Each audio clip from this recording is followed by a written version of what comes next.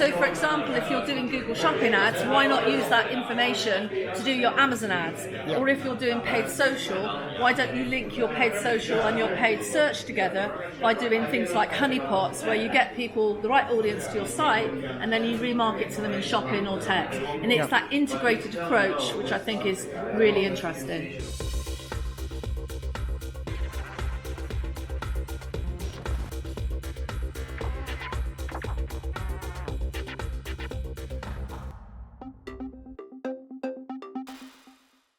So I've been in digital marketing since 2002, so I'm one of the older people in the industry, and I was working for a pharmaceutical company, and I thought we needed to do some search engine optimization. So I approached the company and then they offered me a job.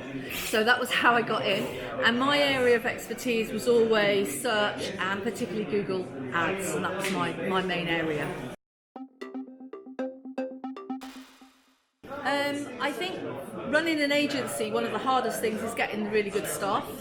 We find that there's just not enough people that have got the experience that we need, so we have to spend a lot of time recruiting new people, but it's very difficult to get people with experience, particularly in paid social, which is a big growth area for us, so we're having to cross-train, but trying to get enough people is really hard.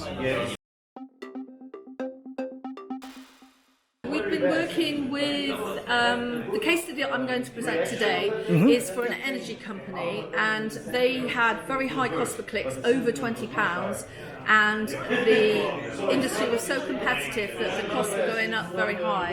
And so what we did with them was a mix of trying to improve their click-through rates by using ad customizers and putting postcodes and savings into the ad, using scripts to make sure they got a high position. But the really geeky bit was where we actually brought in the sales value of the contract. It was for an energy contract, from Salesforce back into Google Ads, and then we optimized on the value of the contract.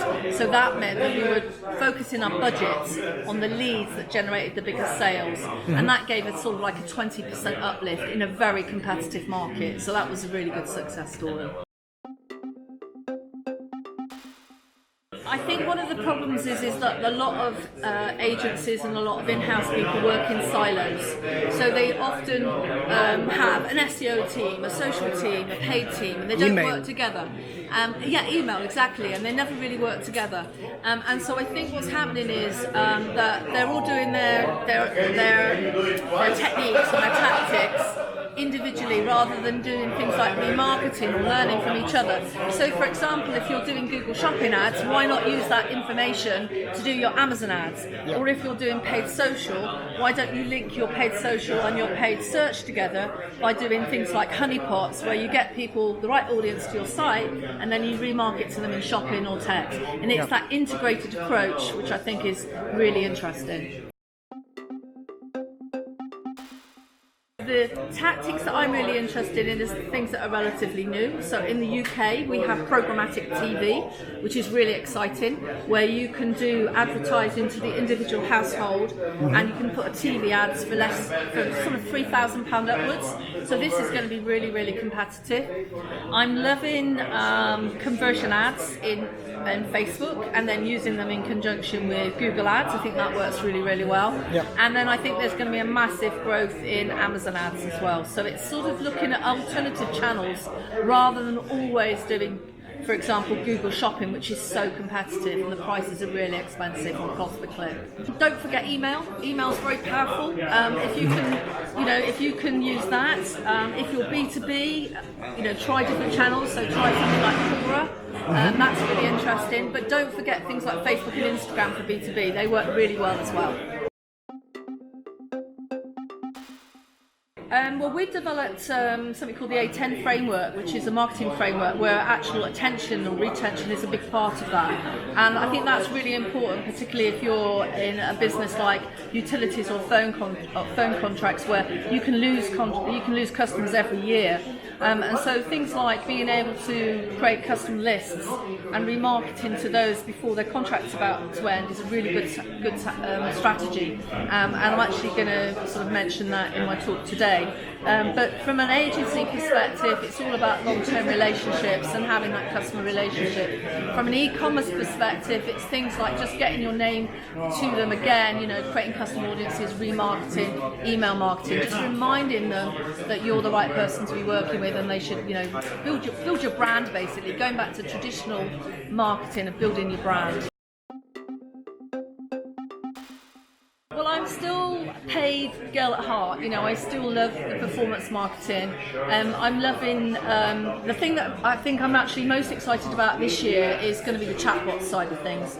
One of my team's been looking at chatbots with ManyChat and utilising that as a mechanism for lead generation and customer service, in combining it with messenger ads through Facebook Business Manager. And I think there's some really interesting things going to happen with that. So we're going to spend quite a bit of time and effort on creating chatbots for our own sites to start with, and then potentially for client sites. I think for e-commerce it's really powerful, and I think it will be a great tool for lots of companies.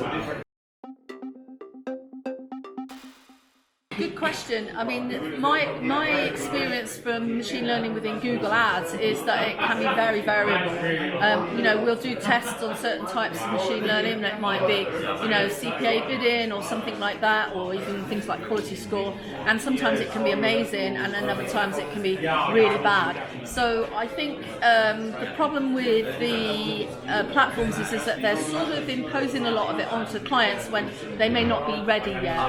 And so sometimes there's a short-term hit.